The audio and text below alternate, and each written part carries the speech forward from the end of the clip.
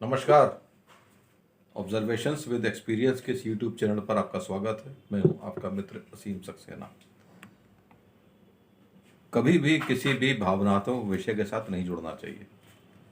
अगर हम किसी भावनात्मक विषय के साथ जुड़ जाते हैं तो वो हमारे लिए पीड़ा का कारण बनता है। उसकी सफलता और असफलता हमको बड़े दूर तक तंग करती है। एग्जाम्पल के तौर पे मैं आपको एक कहानी सुनाता हूँ। दो साधु थे और वो जा रहे थे। साधु थे, जाहिर सी बात है उनकी कुछ कंडीशंस होती हैं। एक नदी तक पहुंचे, नदी को उनको पार करना था।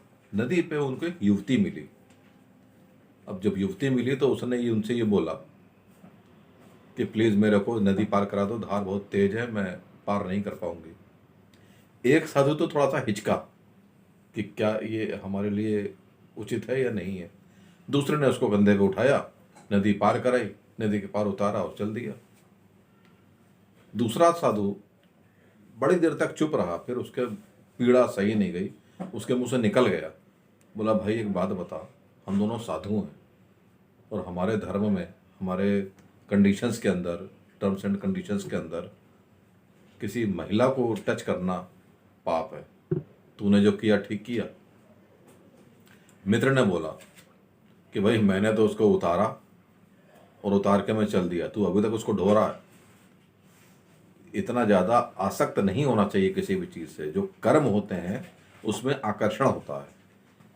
इस कहानी के अंदर युवती एक आकर्षण के रूप में दिखाई गई है। बेसिकली वो एक कर्म है जो ईश्वर ने परीक्षा लेने के लिए कर्म के रूप में दिया। विश्वामित्र को भी मेनका मिली थी। आप अगर आकर्षण में बह गए, खो गए, तो आप अपने लक्ष्य से दूर हो जाएंगे।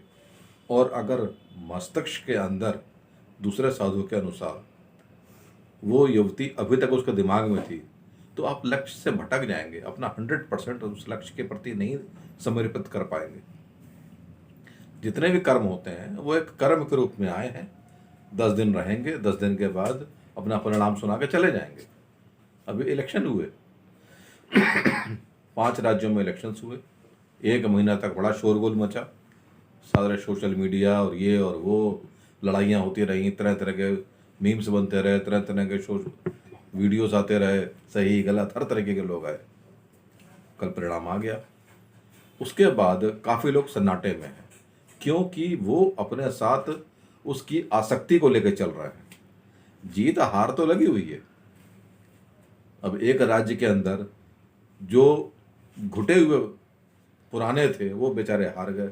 जो एक नौसिखिया है, जो जिंदगी में पहली बार है, वो मुख्यमंत्री बन जाएगा। कर्म आते हैं, कर्म के अंदर काफ़ी कुछ होता है भटकाने के लिए। आपने कर्म करना है या उसके आकर्षण में भटकना है, यही तो संयम और अनुशासन की परीक्षा होती है। बहुत कुछ होता है। अब तक जितने भी लोग भी उसमें इन्वॉल्व थे, आप उसको कर्म समझो। कर्म था, हो गया, निपट गया, आगे बढ़ो। आपने कोई एग्ज़ाम दिया, असफल हो गए, अब उसको रोना पीटना नहीं है। हो सकता है या नहीं हो सकता है, जस्ट डिसाइड। हो सकता है, अगेन ट्राई। अब ये यार मैं ऐसा नहीं कर पाया, मैं ये नहीं कर पाया, उसका मतलब नहीं है। जो आपको मिल गया वो ईश्वर का एक आशीर्वाद था, उसको स्वीकार करना चाहिए। सफल नहीं हुए, तजुर्बे तो मिले। उन तजुर्बों का अगर प्रयोग नहीं किया सफलता के लिए, तो आपने समय बर्बाद किया। इसके अलावा और कोई औचित्य नहीं है चर्चा का। तो सबसे बड़ी बात यह होती है कि आप कहाँ पर हैं। एक छोटा सा उदाहरण और है। एक गुरु जी थे, उनके कई सारे शिष्य थे। 2 शिष्य मुख्य थे जो गुरु जी की सेवा में रहा करते थे। बगल के गांव में एक मेला था लगा, तो जितने भी बाकी शिष्य थे उनको मेला जाने की स्वीकृति मिल गई।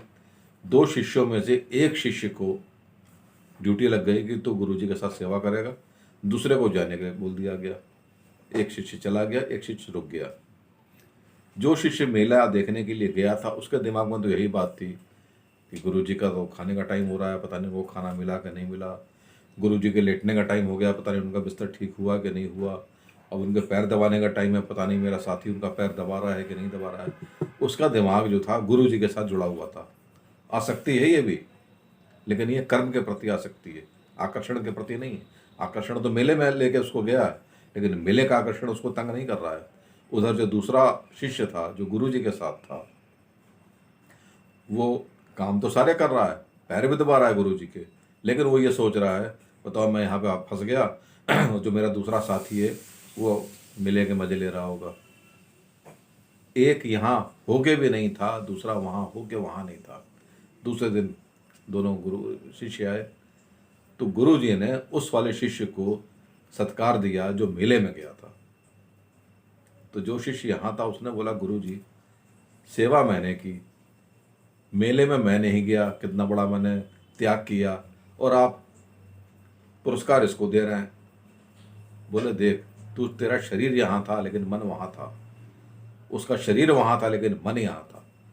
तो बात मन और शरीर के आकर्षण की है कि आप कर्म के प्रति आसक्त हैं या उसके आकर्षण के प्रति आसक्त हैं। अगर कर्म के प्रति हैं फिर तो वो सक्सेसफुल है, उचित है, बेहतर है। और अगर दूसरा साइड है तो उसके फल आपको पता है कि विश्वामित्र जी मेनका के वेश में फंस गए थे, और उसके बाद उनका जो हश्र हुआ सबको कहानियाँ पता है। तो कर्म के साथ आकर्षण भी होता है, और आकर्षण क्या है? कर्म करने के बाद के रिटर्न्स। हम रिटर्न पे उम्मीद करने लगते हैं कि हमने आज ये काम कर दिया है, अब एमडी बड़े प्रसन्न हो जाएंगे तो हमको ये इनाम मिलेगा, या मैं इंक्रीमेंट में ये मांग लूँगा। ऐसा नहीं होता है। वो सब टेस्ट होते हैं। गीता में कहा गया है कर्म किए जा, फल की चिंता मत कर। हम जब कर्म के रिटर्न्स के ऊपर विचार करने लगते हैं, एक्सपेक्ट करने लगते हैं, तो हम विचलित हो जाते हैं, और ये विचलन जो है ये हमारी मानसिक पीड़ा का मुख्य कारण बनता है। अभी तक जो हम बड़े स्पीड से चल रहे थे, सही चल रहे थे, अगर हमको रिटर्न उस प्रकार की नहीं मिले तो हमारा उद्देश्य बाधित होता है, और हम 100% न दे के 5-7% हमारा उस साइड चला जाता है कि ऐसा क्या हो गया जो नहीं मिला, क्यों नहीं मिला, किसने शिकायत लगाई, कि क्या उनके पास पूरी बात नहीं पहुंची। हम इसमें विचलित हो जाते हैं, और ये जो एनर्जी हमारी वेस्ट होती है ये हमारे अपने वर्किंग को डिस्टर्ब करती है, तंग करती है। रिजल्ट्स भी हमारे फिर वैसे नहीं निकलते जैसे हम स्कोर बना सकते हैं। तो मूल बात यही है कि कर्म से हमको अटैच होना है, उसके आकर्षण से नहीं होना है। और एक बार टास्क पूरा हो गया, leave it, get to next task. जब मिलना हुआ इकट्ठा ही मिल जाएगा, हमको उसकी चिंता नहीं करनी है। देने वाला परमात्मा है, और उसके खाते में कभी भी अंधेर नहीं है। मिलेगा, इकट्ठा मिल जाएगा। आपको एक रसगुल्ला चाहिए था, 4 मिल जाएंगे ब्याज के साथ। तो don't worry about that, just focus on your targets and complete it in time with quality, no errors. यहाँ तक देखने के लिए धन्यवाद। आपका दिन शुभ हो। नमस्कार।